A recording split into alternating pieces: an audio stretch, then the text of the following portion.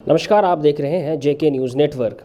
294 विधानसभा seat Bengal विधानसभा चुनाव का आगाज़ कुछ दिन में होने वाला है और इस चुनावी घमासान में जो टक्कर है, सीधा टक्कर दादा वर्सेस दीदी के बीच है। लेकिन क्या कांग्रेस इस टक्कर में है या नहीं, इन सभी विषयों पर चर्चा के लिए हमारे साथ अभी है कांग्रेस के प्रवक्ता राजेश सिन्हा जी।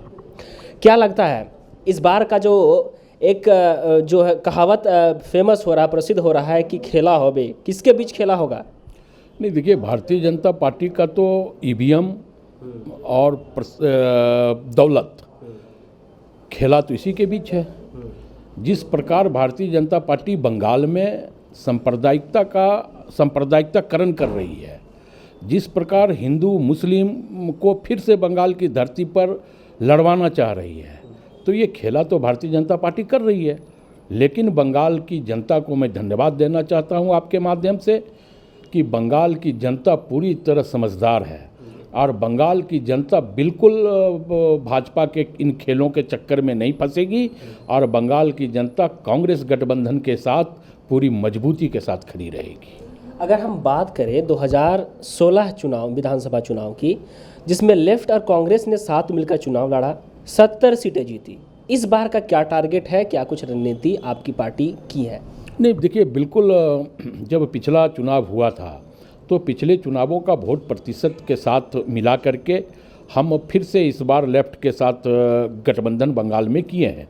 और स्वाभाविक तौर पे आप देखें कि अभी हाल में जो बंगाल में कांग्रेस लेफ्ट का गठबंधन की जो रैलियां हुई, उस रैली में कम से कम 20 लाख आदमी का शिरकत होना, बंगाल की जनता ने सीधे उस रैली में शिरकत किया है।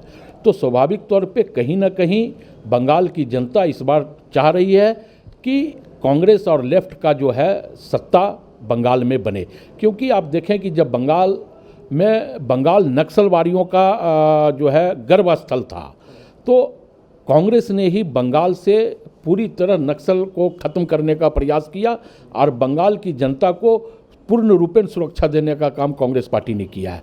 तो स्वाभाविक तौर पे हमारे साथ बंगाल की जनता है, हम अपनी बातों को बंगाल की जनता के समक्ष रख रहे हैं और बंगाल की जनता का भी रिस्पांस हमको मिल रहा है। लेकिन ऐसा माना जा रहा है कि जो पॉलिटिकल विशेषज्ञ हैं, जो विश्लेषक हैं, उनका कहना है कि लेफ्ट जो है, ममता दीदी जब सत्ता में आई 10 साल पहले, तो उन्होंने लेफ्ट का जो है वजूद ही ख़त्म कर दिया, उन्नस्त नाबूद कर दिया। लेकिन फिर से आप लेफ्ट के साथ गठबंधन कर रहे हैं, क्या आपको इसका खामियाजा नहीं भुगतना पड़ेगा? नहीं, देखिए, हमें लगता है कि किसी भी राजनीतिक दल का वजूद ख़त्म नहीं होता।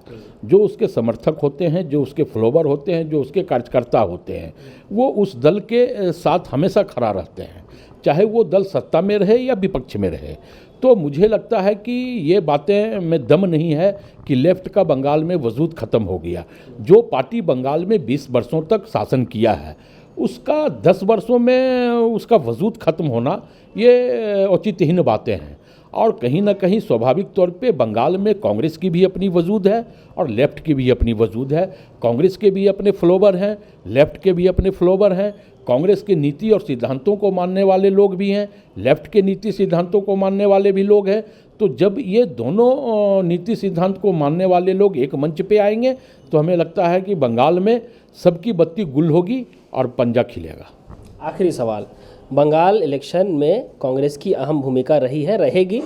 इस बार आप किस तरह से खेलिएगा? नहीं, देखिए, हम तो कोई ईवीएम पर तो हमारा भरोसा है नहीं और हम ना ईवीएम पर भरोसा करते हैं। कांग्रेस का सीधा भरोसा लोकतंत्र पे है और डेमोक्रेसी में जनता मालिक होती है। तो स्वाभाविक तौर पे बंगाल की जनता हमारे साथ है।